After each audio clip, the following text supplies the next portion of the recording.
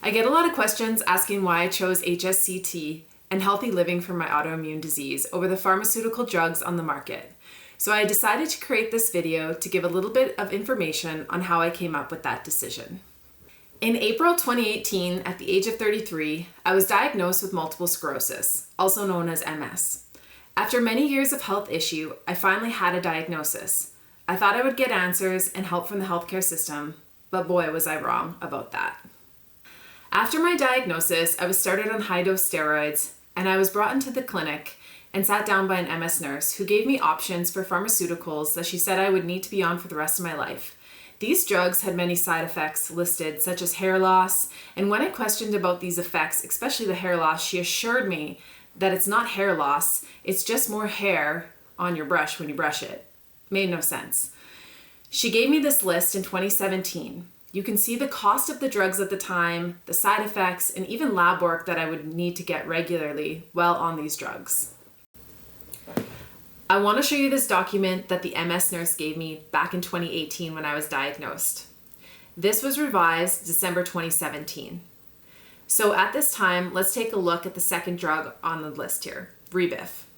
It's about $20,000 to $25,000 a year. It's 3 times a week, subcutaneous injections. Possible side effects, flu-like symptoms, possible increase in liver enzymes, injection site injuries, and thyroid problems. You need to get baseline drugs, routine monitoring every 3 months, then every 6 months.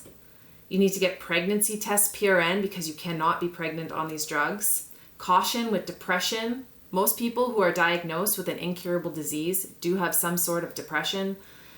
It's not recommended during pregnancy or breastfeeding. In addition to this list of DMDs, the MS nurse told me that I would also need to be up to date on my vaccines because my immune system would be compromised and weakened from the DMDs. Hence, probably why you need to get lab work every so often while on these DMDs.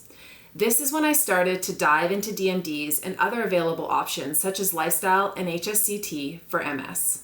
In my search, I realized DMDs had tons of side effects and only reduce relapses and not progression of MS.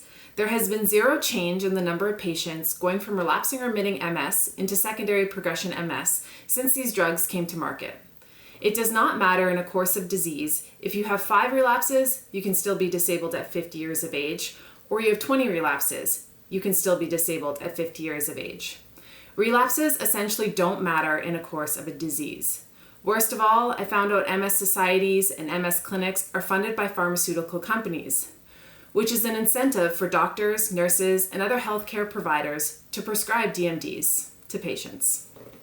A healthy lifestyle has been shown to be good for all autoimmune diseases, specifically MS. Matt Embry made a documentary called Living Proof in 2017, the year before my diagnosis. I watched this documentary weeks into my diagnosis and was really inspired and educated on the lifestyle choices. Matt gets into some of the corruption within the MS societies in Canada and pharmaceutical drugs prescribed for MS. If you have not checked out this documentary, I highly recommend it.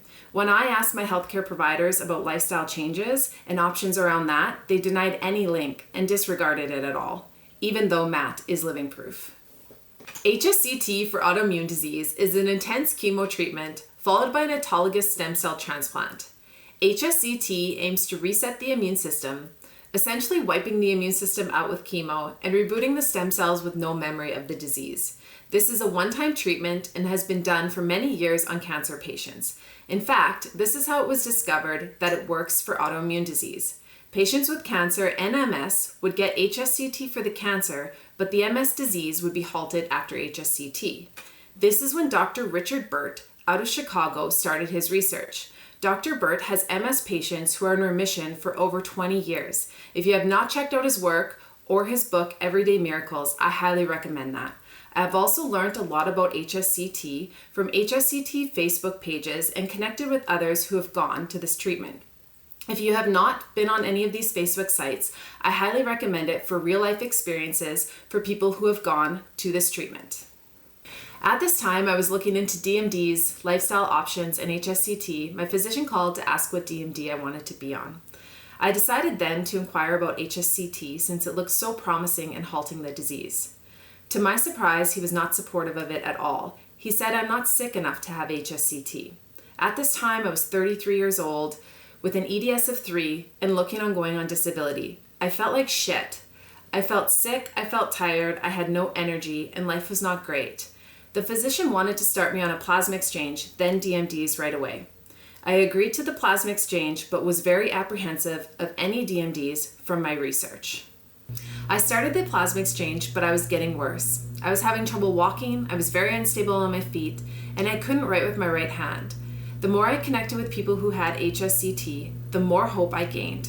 After my port was put in, I got 1 plasma exchange treatment, and then I went in for the next treatment. I told the nephrologist to remove the port because I was getting worse.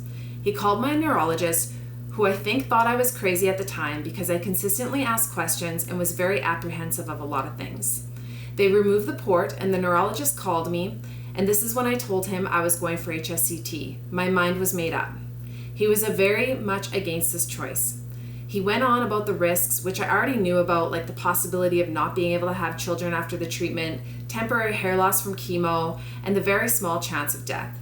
The sad thing is he didn't realize the DMDs had much more long-term side effects that would be detrimental to my immune system and my health for the rest of my life. I got another MRI and I had 4 new lesions on my cervical area and thoracic area in 3 months since the first MRI and being treated within the Canadian healthcare system. I was clearly getting worse by the day. I received Hsct August 2018, just 4 months after my diagnosis in Puebla, Mexico. Prior to treatment, I never took any DMDs and was transplanted with stem cells on September 3rd, 2018. I'm almost 6 years post Hsct and have never felt better. My MRIs have been clear with no new lesions. I went from an EDSS score of 3 to 0, which is a bonus in addition to halting my MS. I will be 40 next year and I'm stronger now than I was at 30. I have more energy and no more pain. I have also changed my lifestyle since treatment. I will be creating more videos of my treatment and the lifestyle changes I have implemented. I'm grateful for those who helped me get Hsct and hope these videos help inspire others. Thank you for watching.